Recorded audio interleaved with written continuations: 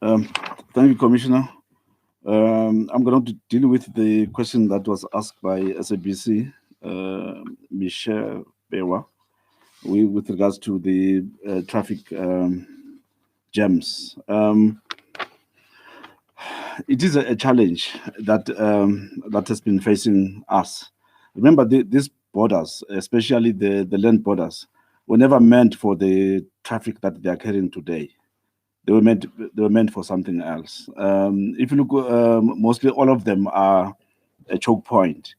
You have highways that and national roads that are moving towards those ports, but when you're about to reach the port, then the port becomes a two-way.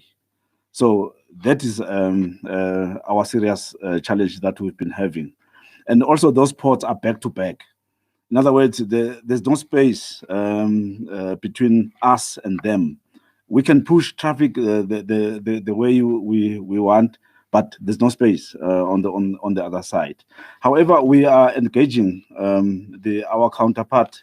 Mr. Thron is here from the custom side.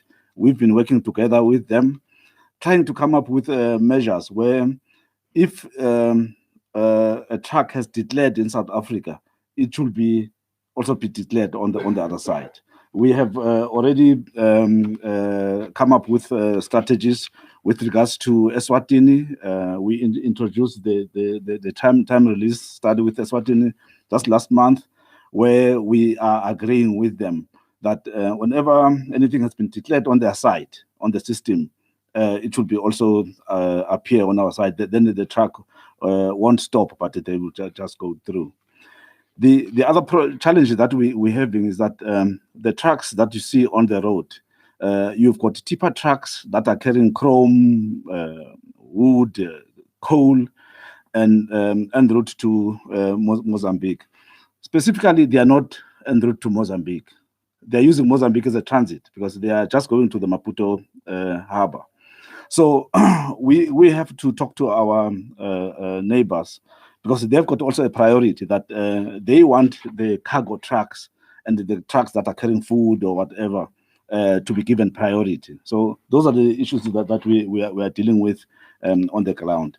However, what we're doing is that we're working with the other authorities on the corridor that those trucks that are carrying perishable goods will be given a priority, but those that are carrying chrome or bulk materials, they will be on the side. But we are making sure that all these trucks that are en route to our site must have what we call a proceed to port. Because we have realized that you find that you've got a lot of trucks on the road, but they don't have the proceed to port permit. So then they are getting stuck on the road and closing the road for for the others to go through. So we have two-pronged strategy, an immediate measure that we have put in place and the long-term one. When the commissioner was presenting in his statement, he presented the immediate issues that we have put in place. For example, the extension of operational hours that will make will ease the movement of traffic. And he also spoke about the HR that we are bringing into the space in order to cater for the number of travelers that are going through that process. In terms of long term, we have presented even previously that we are busy with the redevelopment and the reconstruction of the 6 main ports that are a challenge to us, in order for them to be sort of like a one-stop border, in order that, like as I was explaining, that when we deal with traffic, it will either be dealt in South Africa, then it will have be taken as if it has been dealt also on the other country. So that is the two issues that we are dealing with. And also, just to mention one long-term goal that we are busy with, we're talking to SANRAL. SANRAL, remember, that they are responsible for the roads, in order to come up with what we call a truck holding area. The truck holding area, we're going to divert all the trucks into the truck stop, And then we're going to bring in the immigration function and the customs function into that truck holding area. And then when we have dealt with them, we will ensure that they are escorted straight to the port.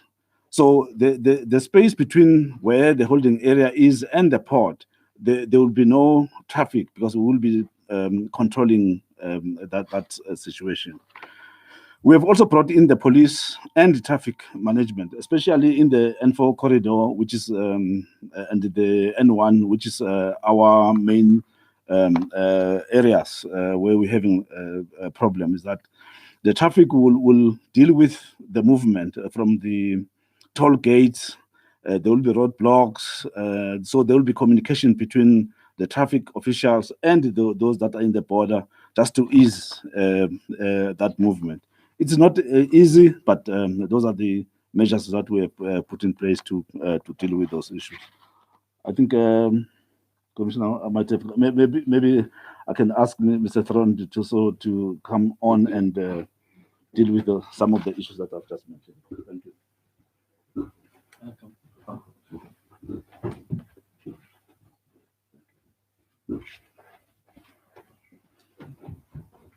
Well, thank you very much, and good morning. I think you've represented SARS quite well in your explanation. But I think when it comes to congestion, I think the first thing that we must realize, it is now festive season and we have congestion. There's a lot of people going home or to their homes in other countries, and we will have congestion.